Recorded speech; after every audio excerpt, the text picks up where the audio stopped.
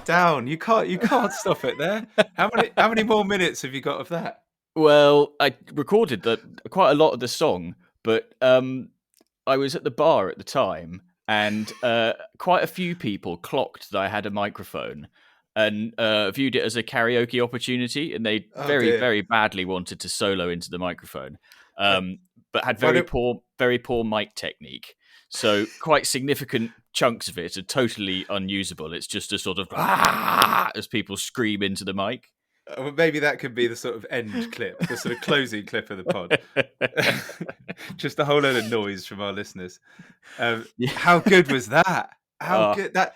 So those that have absolutely no idea what that was, and I well, yeah, sure. Just maybe we should just say hello and welcome to the Guns on Pegs podcast. I forget it's just a chat between you and I, is it?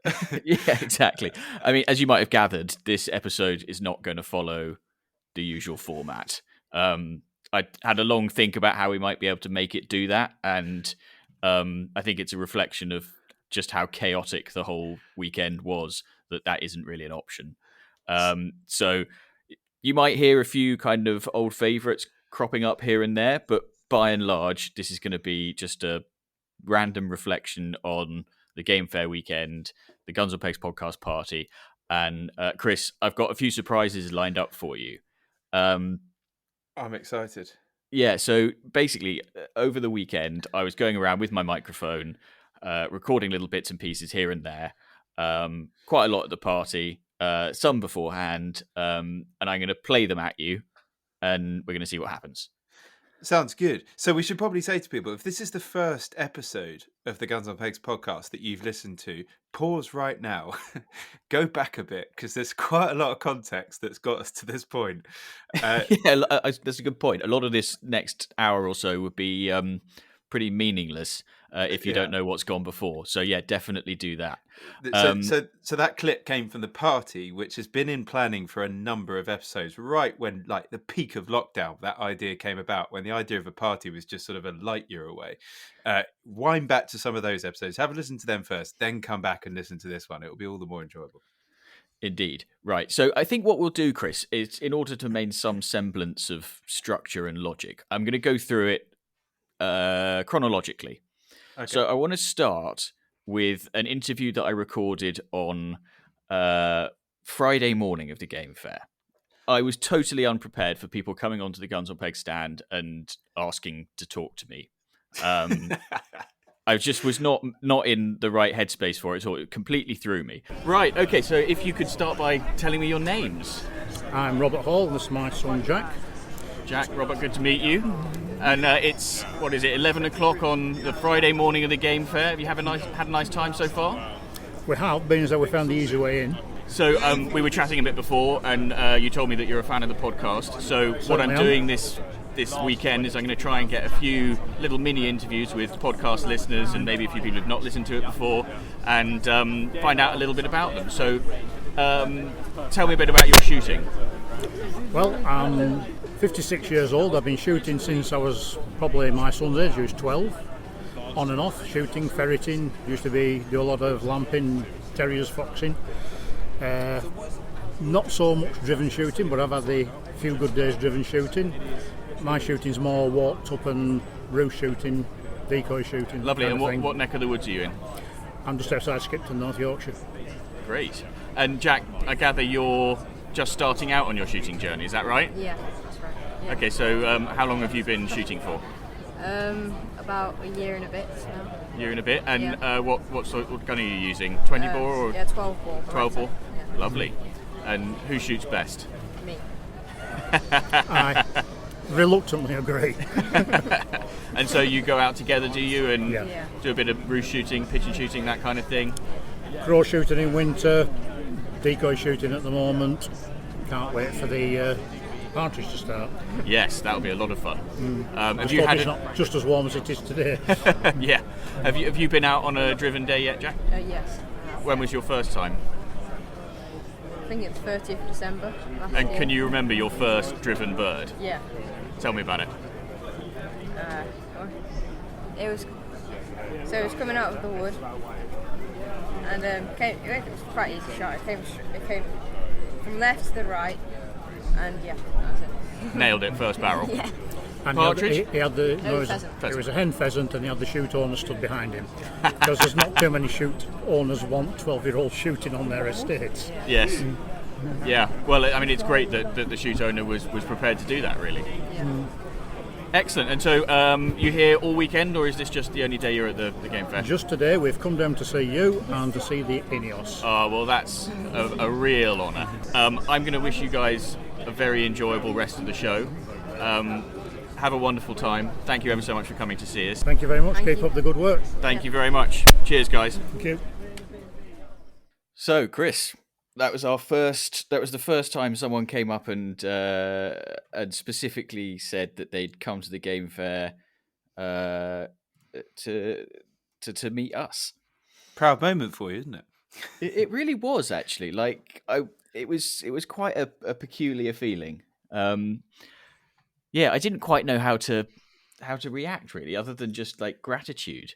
There was an interesting point that was raised in there about, and it was something that came up a couple of times at the game fair is young guns struggling to find places to shoot. And I thought maybe a little public service announcement might be quite useful at this point, which is to all young guns, as was sort of inferred in that little clip. A lot of estate owners and keepers are understandably nervous about having young guns on their shoot. But in our experience, what they're really looking for is knowing that those young guns will be accompanied by somebody who knows what they're doing, and that they're safe. So if you are out there and you're looking for shooting and you're finding that you're running into a bit of a brick wall on occasion, that is the absolute key. Make sure that it's a parent who's sending the inquiry, and make sure that the keeper is, or the shoot owner is, aware that you're safe and that you know what you're doing. Yeah, absolutely. It is a really important point because it is tricky, and understandably, if you're trying to make up a line as well, or you've got a team there, the person organising the team or the shooter, whoever, is really trying to match personalities and people together. And if you get someone on the peg next door standing next to a young gun, they don't know that young gun. Your natural assumption is going to be one of caution, and you're going to be concerned about maybe how much experience that person has. So our advice would be, do not underestimate how much you might need to convince a shoot to understand the experience that person's had and everything they've done to reach this point, how excited they are, the safety, the person who's going to be standing with them. Just do what you can, because it will pay off. Obviously, there are a lot of people willing to give people their first chance, but more than willing, people are desperate to see young people coming into shooting. And absolutely. I was very fortunate in that I grew up on a farm, and had a dad who was able to introduce me to the sport in a safe environment. And if you're not in that fortunate position, which, let's face it, most people aren't, there are opportunities out there for you. So don't get disheartened. Right, I think we will do the next clip. Now, this clip, Chris, you were actually part of, but I think it's worth playing in for our listeners at this point. It is an interview with two of my favourite people from the weekend. Right, so Chris, we've got two very special guests with us. We do. This is the long-awaited. So we've got here Tom and Bethany, and this long-running story over her horse Velvet, aka What's That You're Drinking, to those who've been listening to the podcast. Guys, thank you very much for coming and joining us. Thank you very much for It's having us. fine. So you've been here since yesterday, haven't you, Beth? Yeah, well, we arrived on Friday night because Right. we wanted to settle What's That You're Drinking into our stable. I still can't get used to You're a good sport for even referring to your horse as that. But there's a lot of people out there who know your horse now. Yeah. And Tom, you arrived this morning. I did the stables at the crack of dawn this morning, and then dashed in the car with Benji, Beth's brother, to come up and join them. So Bethany, tell us about this Shetland Pony Grand National, because I heard earlier there's been some big names in this who've made it through to actually win the Grand National. Yeah, so there's Shetland Grand National, it sort of helps bring up all the young jockeys. So like Jim Crowley, the champion flat jockey, he used to do it when he was younger, and I know his daughters used to do it a couple of years ago. So it's really good fun, and you sort of just kind of make friends to it. It's really good. It's fantastic. And we watched your race earlier this morning. Did very well. You're racing again this afternoon and then 2 more times. No, I'm not here on Sunday. You're not here on Sunday? Yeah. Okay, so we better make sure that we're there this afternoon as well. And so is that your ambition then? Is that what you'd like to do? You'd like to ride in the Grand National one day? I sort of have 2 kind of ambitions. I like to ride in the Grand National, but I also really like eventing and kind of badminton and Burley. Yeah. So So I at quite some like point doing you'll make a them. decision. Yeah. So Olympics or Grand Yeah. National. Yeah. Big ambitions. You've got to have those. Aim high. Yeah, exactly. It's a good rule. Horsepower. That's quite a lot of horsepower, Besh. Great. So, Tom, you're the podcast listener. So, I've been trying to catch up with a few listeners over the course of the weekend, find out a little bit about their shooting, how they got into it, that kind of thing. So, perhaps you could give us your story. For me, it started with a charity kind of clay shoot, and you kind of took things more seriously after that. And we're quite close to Cowdray, so I kind of went properly down to the school at Cowdray. We're then now taken over and run as Hound Hall. Yeah. And things down there, and it went from there to sim game to game. So you full circle, gone back to kind of a few things you were doing when you were a bit younger, and into it. Through Guns on Pegs, I found my syndicate over at the old granary some And years that's ago. actually my neck of the woods, isn't it? Hampshire. Deepest, darkest Hampshire. Yep, best partridge you can get, I think. How long have you been in the syndicate there? 5 or 6 years, I think. You've got a good group of you here. A very good group, and sadly I've just left them for this year when things kind of reset for this Yeah. year. But you're shooting with friends, which is just a really nice thing to do, Yeah. and it makes the day, really. The So how weather long, and how other long things. were you a member of that syndicate then? About 5 or 6 years, I think. And it had moved kind of homes as a group from one place to another place about 6 or 7 years ago when the farm was previously sold. Right. But they continue to go from strength to strength where they are now. Bethany, are you ever invited along? I go sometimes. I tend to bring the stacks and all the sausage dog to kind of do some picking up. I mean, it must be a Hampshire thing because my family have now 3 sausage dogs between them. My mum and dad have 2 and my brother has 1. And none of them have shown any interest in picking up whatsoever. They'll sniff a partridge, maybe give it a lick, and then they've lost interest. Is that the same with yours? Sizzle, he absolutely loves. Yeah, he's called Sizzle. Sizzle. He absolutely loves. Do you know the fluffy like dummies you get, the fluffy ones? Yeah, the yeah, rabbit? the rabbit He fur. will go after them, like no matter how far it is. He absolutely loves them. He thinks So they're rabbits, yeah. therefore they're fair game. So does he retrieve? Sort of. Kind of. He'll Working grab it progress. and then run off, and that's the last you see of the dummy. 50% for 10 minutes. retrieve. So what I want to know, Tom, is how Bethany's booming racing career is affecting the shooting budget. Well, I must admit the horses. Jenny, my wife, is over there hiding in the background somewhere. But it was love my horses. So the shooting is an occasional escape around the horses. And Horses and shooting are 2 quite pricey hobbies. yes, I think. But the horses. I mean, there is a lot of things that go in the summer and some in the winter. But shooting is the kind of the occasional escape you get in the winter. Yeah. On a weekday. Absolutely. When you can put the ball under the hedge and kind of escape for the day. Fantastic. So, I mean, it's really, really kind of you guys to come along this weekend, and we're going to be wearing our What's That You're Drinking shirts with pride at the Guns on Pegs party this evening. Tom, I gather we're going to see you there. Yes, indeed. There was. I'm glad the swag was well received. So It's very, very cool. Absolutely. I mean, I don't think either of us expected when we started this podcast, 18 months ago or so, that we would one day be wearing branded stash. We've had so many people come up to us asking us about this story. I can't tell you, it's been mad. Like this podcast has gone out of all recognition just because we're having a laugh. It's people like you who We've embrace slightly lost embrace control the of it, jokes. haven't it? We've slightly lost control of the reins. well, keep going. Thank you. It's certainly during the first lockdown. It was when they came out. You would almost save them for a Friday night with a Doom Bar or something like that, Oh, and good they were really good fun. But these guys are racing next week at the Royal Lancashire show. Yeah, Royal Lancashire. Oh, So really? If you're that far up north, Okay, so those yeah. going to the Royal Lancashire show, Yeah. let's get out and shout for Bethany. Yeah, absolutely. And I've completely forgotten the question I was going to ask. cut that bit. Yeah, I'm going to leave it in. So warts and all. Guys, thank you so much for coming. It's been absolutely wonderful, and very Good luck good the luck last for this race. afternoon. Thank Very best of luck. We will be there, Thank you. cheering you on. Keep an eye out for us if you can while you're going around at such high speed. And we hope you win. Thank you. Awesome. They were great, weren't they?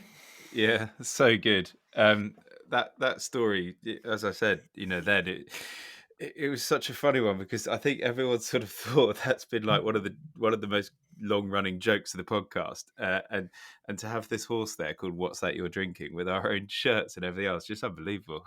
It's just brilliant.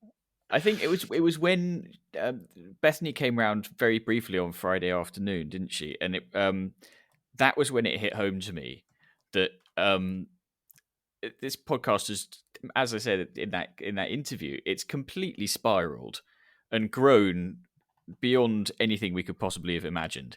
And yeah, that was another really special moment for me. Now, do you want to hear the commentary? Oh, go for it. I think what's important, the other people, she was, for those that haven't seen the photos, Tom, her dad, had completely branded up Bethany. She had these droppers on with Guns on Pegs podcast logos all over them. Oh yeah, like hip to knee on the joggers. It was incredible. Well, she said apparently they weren't big enough, so he went back and got more done, and then her mum had to stitch them on. But she was the sort of only sponsored rider in this race. It was just so funny that it all happened. Play the clip, George. So they're coming down to the start now. And they are Go on, Bethany's got a fantastic start there. The lead is number 11, Finn Murphy. He's there. Number 22 is Lottie Newman-Moore tucked in behind. And Lottie is going like the clappers around the outside. It's going to be Lottie Newman-Moore up in the into lead third at the moment, there. number 22. With Round number over the 11, third Finn jump Murphy. in Then third number place. 10 is there. Samuel Leighton. Neck and neck. And behind that is number 21. She's in a cracking position at this stage. Proper racing position. She's doing fantastically. Just coming round the corner there, still in third place. Dropping back a bit now. Number 16's there. That's Bethany Layla Davis.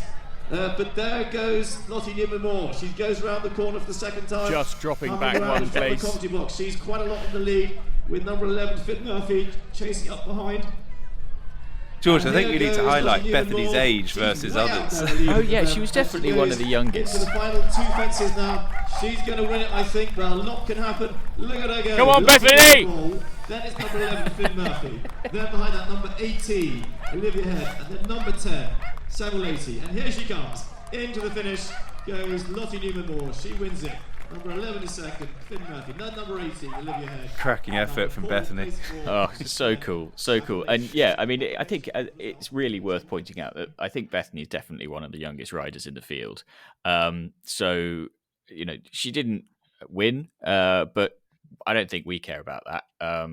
It was just fantastic that she was there riding under our banner, I suppose. Well, let's see what happens. We never say not. We won't do it again next year. We'll have to have a chat, won't we? We'll have to have a Doom bar with Tom over, in the pub sometime. Well, that's a very good idea, and there's some stuff coming up where we might this opportunity might present itself. So now, Chris, that was recorded on Saturday morning. Obviously, Saturday was the big day. So let's talk about the party. First of all, I want to play you, the thing that kind of kicked the party off, really. So, Fire in the Hole. Whoa! Hey!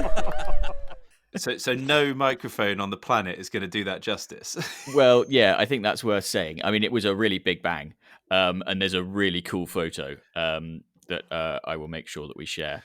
But I didn't want to get too close because I was worried about actually breaking the microphone. It was very, very cool. So Simon West brought down his cannon, as promised in previous episodes, and launched the party in style. By this point, we'd already had... there were already hundreds of people outside waiting for this to all happen, and it was one of those sort of subdued affairs where it was a light. Everyone was just having a light drink at the end of the day, chatting, and you just watched as the evening went on how things progressed from there, and that was really the start of it all. It was definitely quite a slow burn of an evening. I wouldn't call it that. I think for literally the first hour, it was just a normal drinks party, and then it just went a bit wild. Well, I was going to say, I think if you imagine the fuse on that cannon, it sort of fizzled, and then suddenly it all exploded. There suddenly was a point where it was mayhem. So I think at this point, I'd like to play in a clip that gives you an idea a little bit about how the party ended. So this was just after the band had finished playing, and clearly everybody wasn't ready for the party to end. So here we go.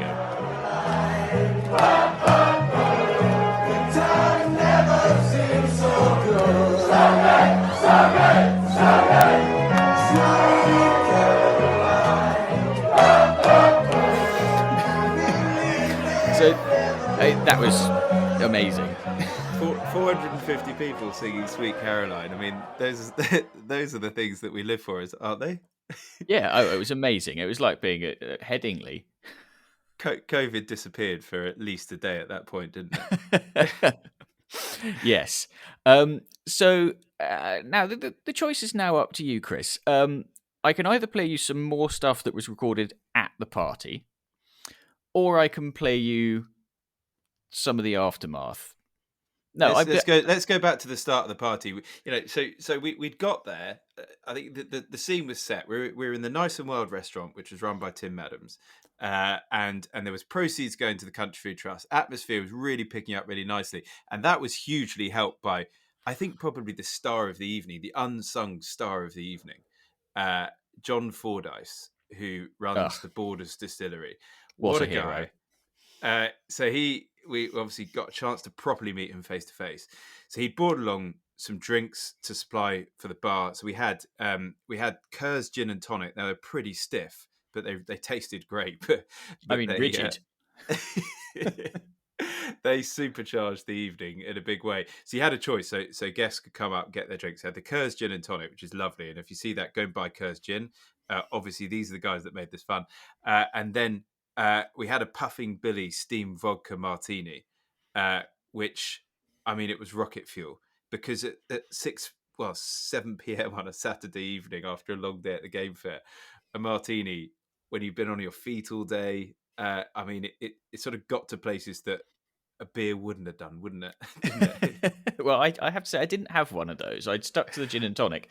But, I mean, it was just, as you say, it really did just get the party going in such a great way. And everybody likes a free drink.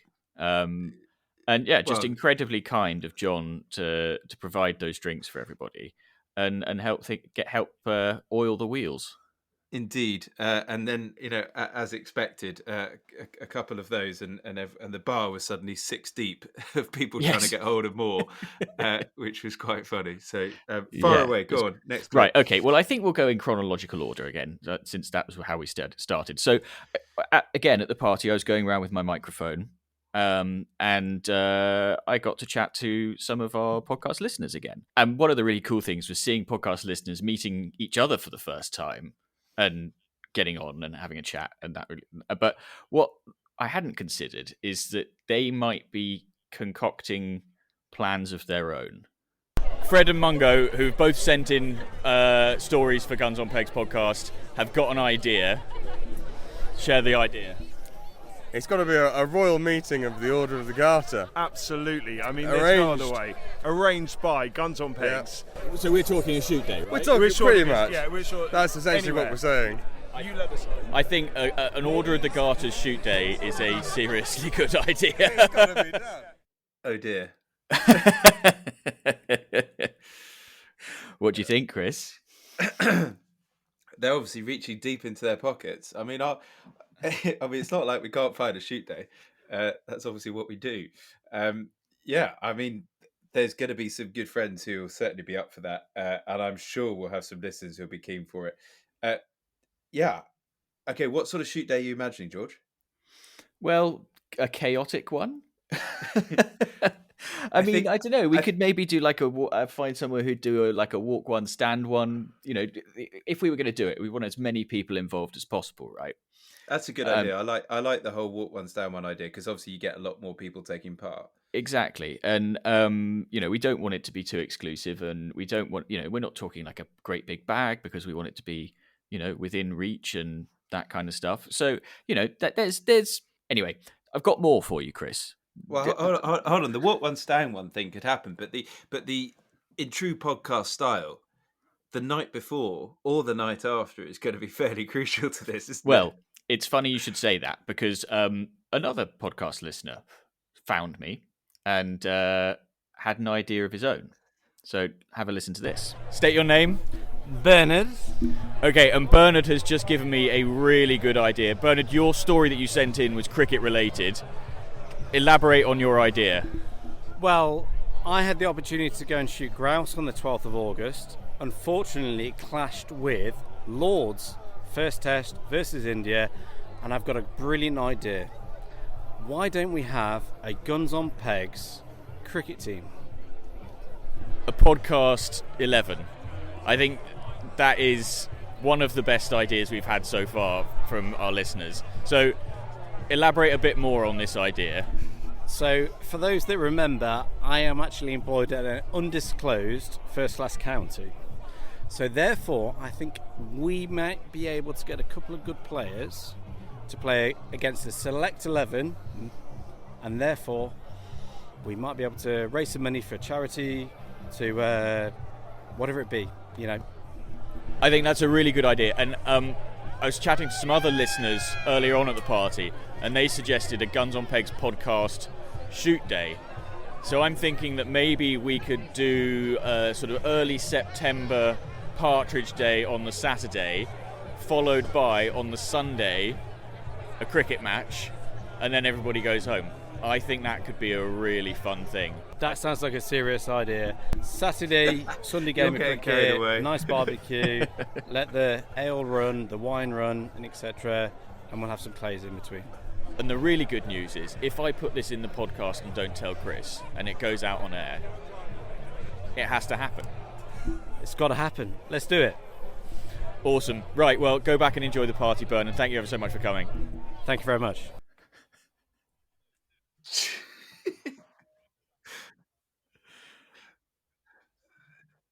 Do you think you might have had a drink by this point? And how things just get carried away.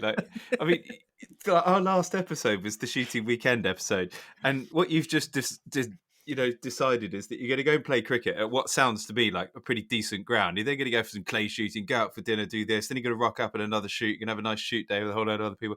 I mean, it's you've given it. I mean, you might as well be a travel agent, George. Well, look, you've got to aim, like we said to Bethany, aim high, Chris. Aim high. Look, I at first I was like, a cricket team. I mean, oh god, this is going to be chaos. Then obviously I forget he's employed at a county. He starts bringing. He might even pull names out the bag. Then there's the charity element. So immediately we could, that we've got an angle and a reason. I like where he's going with that one. I'm not convinced that you should tie it to the shoot day. You've got a different audience. Don't forget, we've got to find people that play cricket and people want to go on the shoot day, different locations, all the rest of it. I'm keen that we do these, but I'm not sure we should join them together. Well, yeah, I mean, look, there's a possibility we might be able to get a shoot day organised for the season ahead. I mean, it's going to be a challenge, but what I like is that we've got some ideas that are just sort of kicking about, and we'll see what happens. We'll see what happens. Maybe somebody's listening and they think, "Oh, I've got just the venue. I've got this estate. It's got a cricket ground. We've got a little shoot. Come and do it." No, hold on. You're missing the trick with the cricket ground. Surely, if this person's employed at a first-class county, we've got to be leveraging that county's setup in some way. Well, I wouldn't. I mean, even if it's a practice pitch, I wouldn't want to sully a first-class ground with our seventh-class cricket, though. Okay, well, we'll see. Go back to nice bit of country house cricket, followed by, George, village. We're not joining them together. Absolutely no way, because we've got to organise this. Right, so go back to the shoot. I think we need a fairly central location. We're looking for a shoot. Well, obviously, we're going to have a look at Guns on Pegs for this. But if you happen to be listening and a fairly central location in the UK, just because then that opens it up to as many listeners as possible. Walk one, stand one, small day, decent pub down the road. That's all we're after. So if you think that shoot might be you, just let us know. We're keen to take a day. Cricket. Let's go back to our listener there and let's have a chat. Get that one going. Yeah. Cool. Okay, great. God, so, what more have you got to throw? Well, I'm not gonna keep you on for too much longer. So after a party, there's always the next day, and I think it's fair to say that we're all feeling a little bit tender. Yeah, I mean, people like so. We also had people like Tom Payne, who had quite a lot of airtime during this podcast, but it was because a few people had messaged in and said, get on the stage, play the triangle. For those that weren't there, he got on the stage and played the triangle to the tune of "Happy Birthday" sung to his wife. He did. Not only that, I mean, he played it to the Spice Girls as well. And you've never seen somebody play the triangle with such panache and style and verve. I mean, it was very good. So his hangover was probably worse than most, but there was a few up there.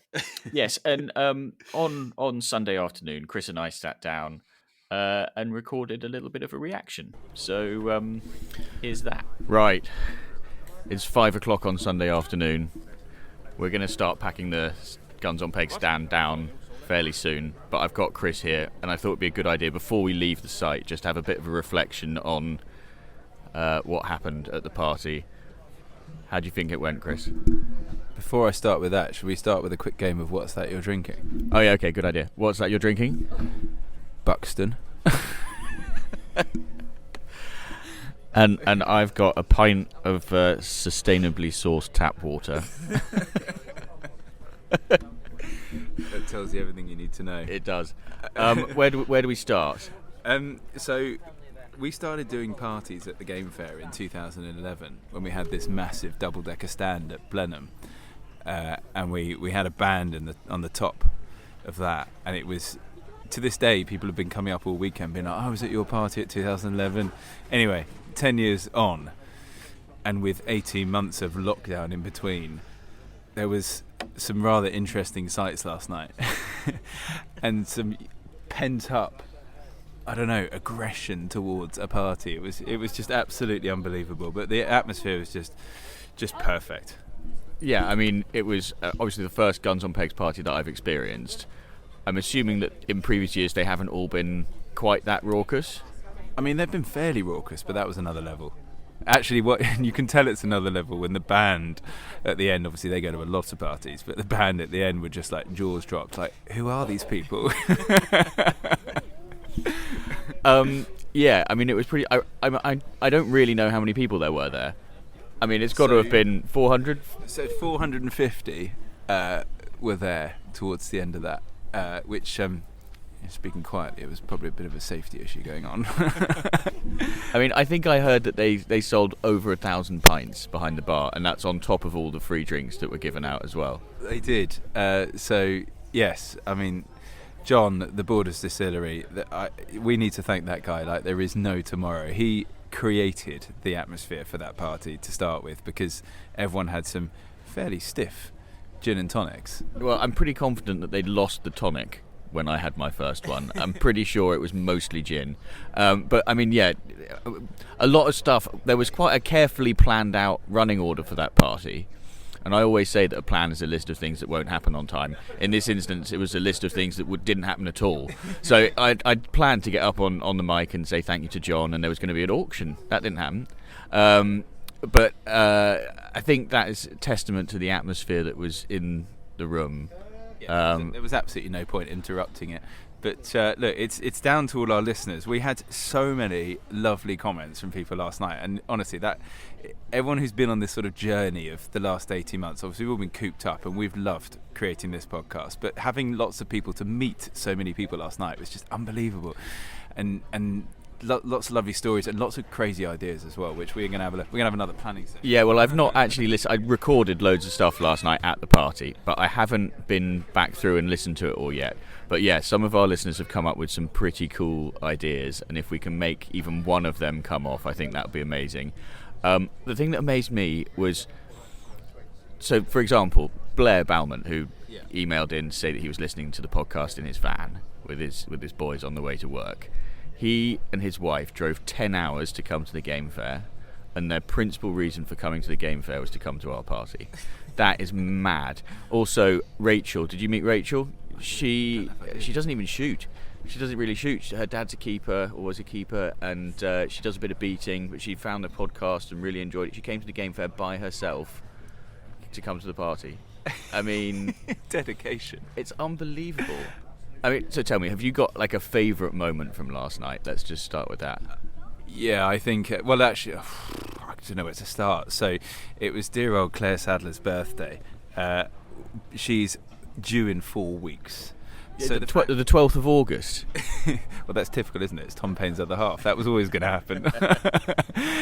So the fact she was even there was quite something. And it was her birthday, so we brought her onto our sort of makeshift straw bale stage.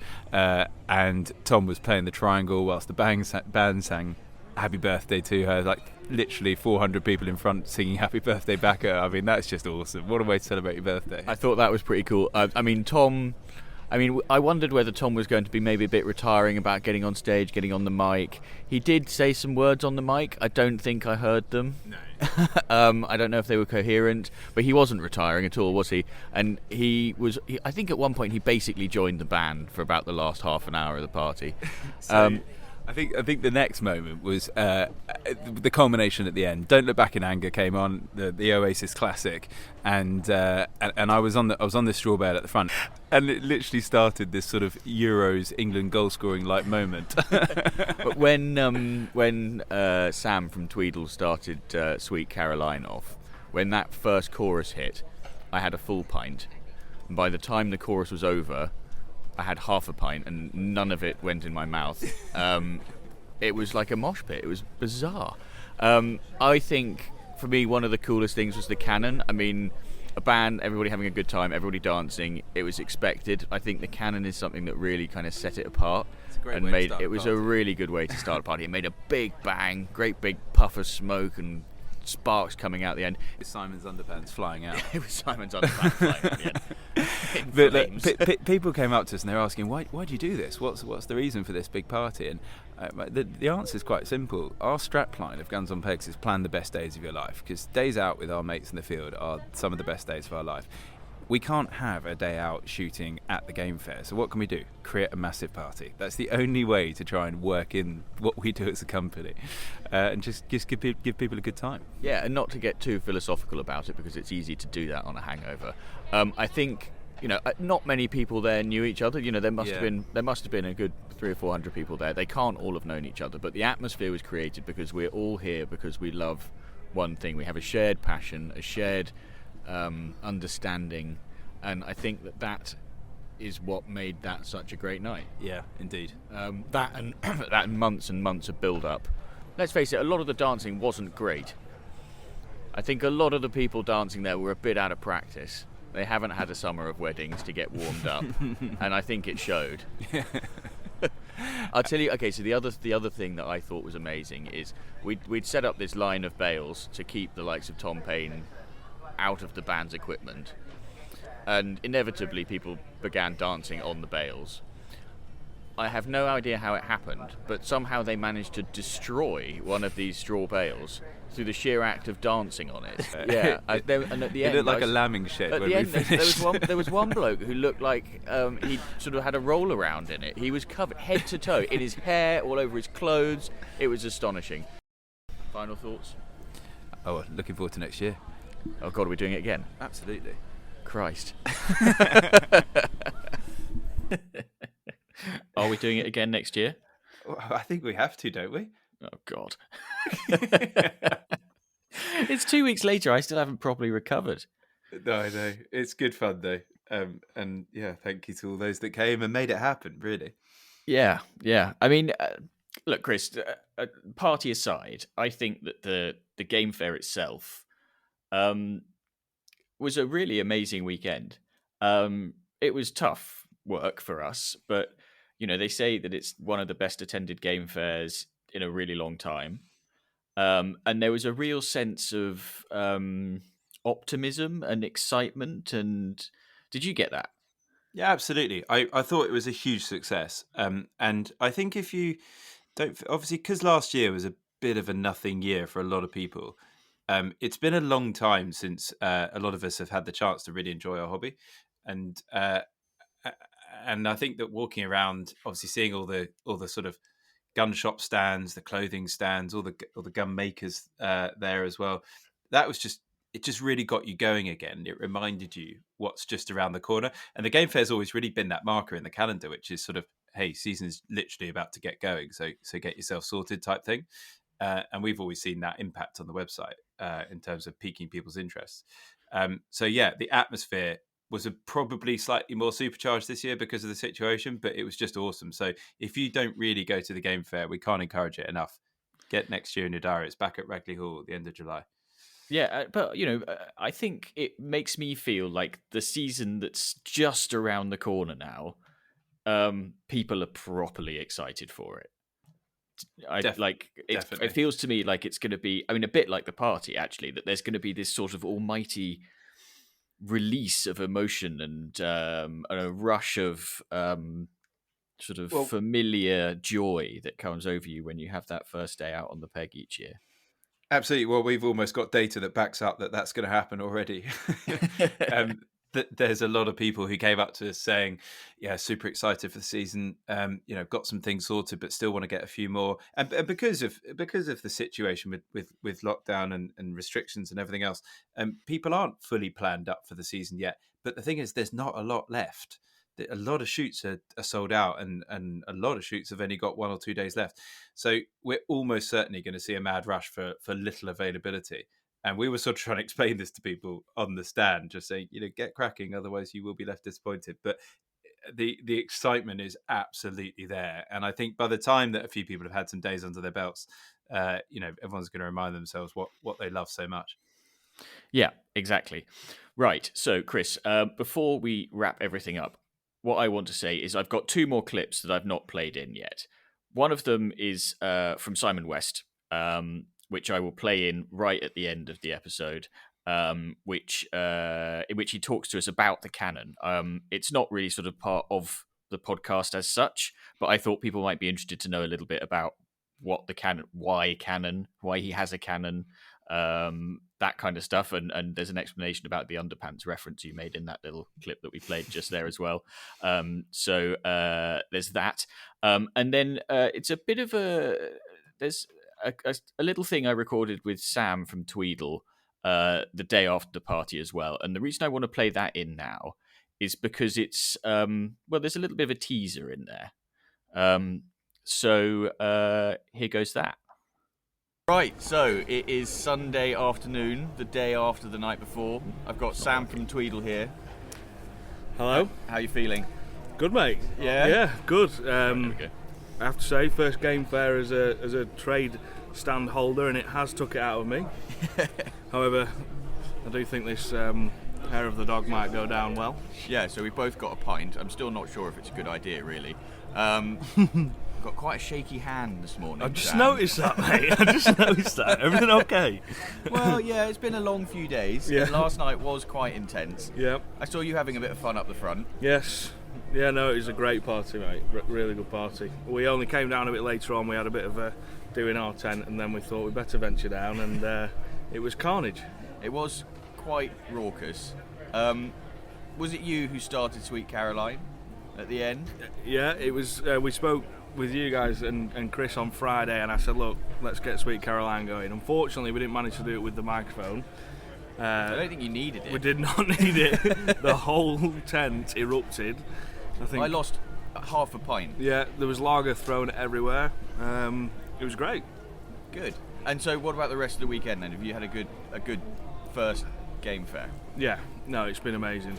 So good to be here. It's not only our first game fair, it's our first actual show. Yeah, makes sense. So yeah, just so good to be in front of people, and you can't beat face-to-face contact. I know Very true. social media is Very true. great. It's actually my first game fair as well, because I only joined Guns on Pegs 2 years ago. Right. Obviously last year was cancelled, so it's been a bit of an eye-opener for me as well. Yeah. But it's been really nice, meeting people. Yeah. I've had so many people listen to the podcast, come up and say hi, which has been great. Yeah. I feel like an absolute idiot sitting here in this pith hat.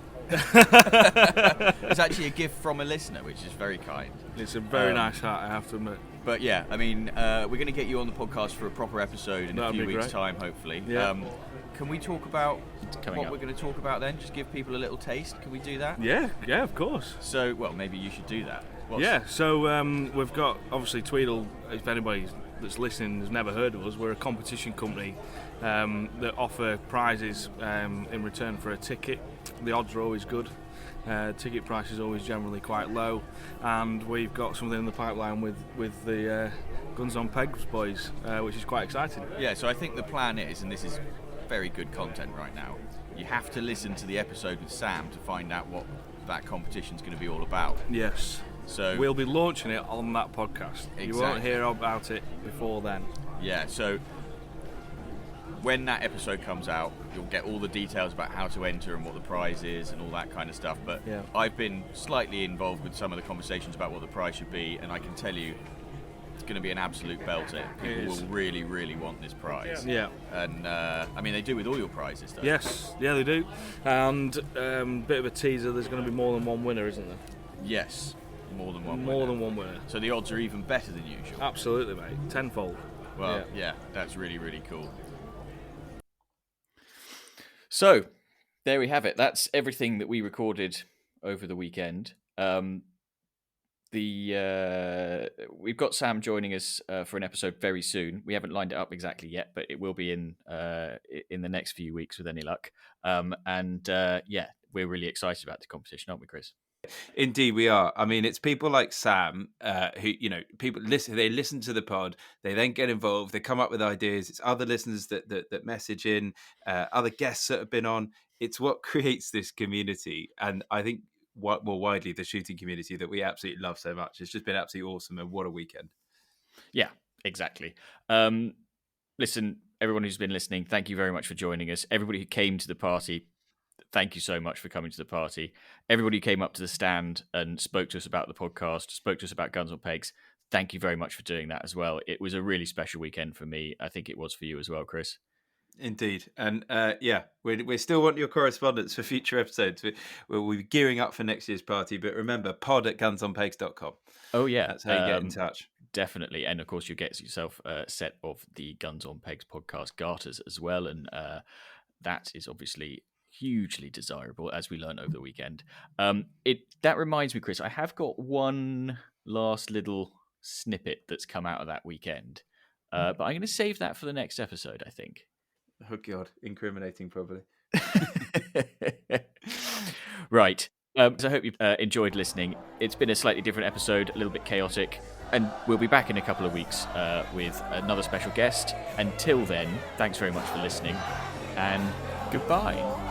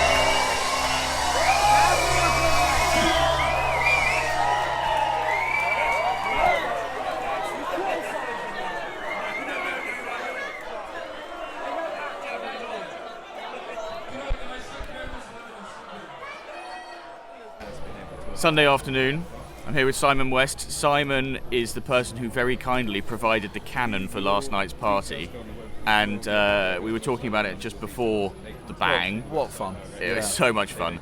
But I thought it'd be interesting for people to know a little bit about the cannon. Yeah. So you actually made it. I did, yeah. I a few years ago, back in the late 90s, a friend of mine had given a tour at the Royal Artillery Museum to a billionaire who at the end said, "Where can I buy one of these guns?" And he told me about it, and I thought, "What?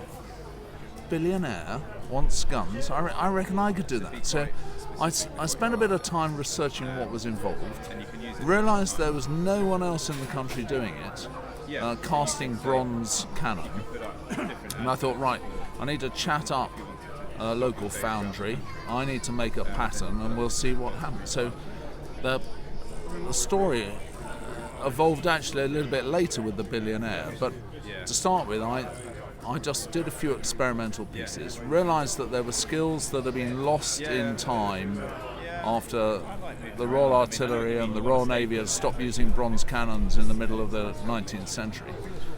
And it was time to get back to doing some stuff. So I cast a few, had them bored out, sent them to the proof house, got a stamp, and suddenly I started finding customers. And the first lot went to America, to some mad reenactors who thought the American War of Independence was still running. So, Okay, so give us some vital statistics on the cannon that we used last night. So last night we used one of those War of Independence guns. It was a light infantry 3-pounder.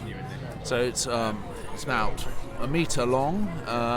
It has a bore size of, I think originally it was about 2.5 inches. This one's slightly smaller to deal with UK legislation. Right. But it's a gun that would have been used by the British forces to quell the rebellious colonials, and it was a reproduction of that. So a lovely little piece, firing about 6 ounces of large grain black powder. Right, and you have actually fired ball with this as well, have you not? Yes, indeed. Well, most of the guns I make, I want to be proper cannon in that they are approved for live shot. So a 3-pounder would fire a 3-pound iron ball. A 1-pounder is about a 2-inch caliber. Right. So if you want one of these on your shotgun certificate, smooth bore barrel, more than 24 inches, less than 2-inch caliber, then that's the size to go for. Right. Okay, and so last night you told me about a tradition in terms of wadding. Yeah. So after I made a few of these, I finally summoned up the courage to go back to the billionaire. A world famous now. I won't reveal it because of the nature of the next bit of the story. But I made a half-scale 9-pounder, so similar size to the one we used last night, but a slightly different design, one used by the Royal Horse Artillery at Waterloo. Right. And he used to fire this gun across his estate at his lake for target practice, and he would challenge lunch guests to choose the amount of powder and the elevation to be able to get the 1-pound iron ball into the lake with an appropriate splash that looked a bit like a depth charge going off. And I noticed that on one occasion we'd set fire to the dry grass just below his patio. So I raced down to sort of stamp out the fire, only to realise that the fire had been started by a smouldering pair of underpants, and now as a mark of tradition and celebrating the original event. If I do have any spare boxers with me that will fit the task, then they go down the barrel with the other wadding, and it seems to work quite well. And that's what you used last night. You used a pair of underpants and some other bits. It was really nice that the Game Fair Fire Brigade were on hand to assist with the smouldering boxers. I thought that was quite funny. And no, they were very efficient dealing with the cotton waste. I stamped out the boxes. Well, I have to say it was an absolutely fantastic way to start the party. I mean, it literally went off with a bang, and it was a really big bang. I have got a recording of it. I've not listened back to any of the stuff I recorded last night because I'm slightly scared of it. But it was fantastic of you to bring it all the way here, and it really made it a special and different way to set off the party. Well, it was quite a night, wasn't it? It was pretty special. There are a lot of people having a lot of fun. I think we all owe it to ourselves to have a bit of fun after a lockdown. Yeah, it was a lot of fun. Well, thank you ever so much for dropping by this afternoon. I know you're running the theatre over there, so you've got lots on. But yeah, thank you ever so much once again for bringing the canon, and it was a perfect way to set things George, off. thank you very much for the opportunity to tell us the story, and thank you very much for last night. Great fun. Thanks for coming.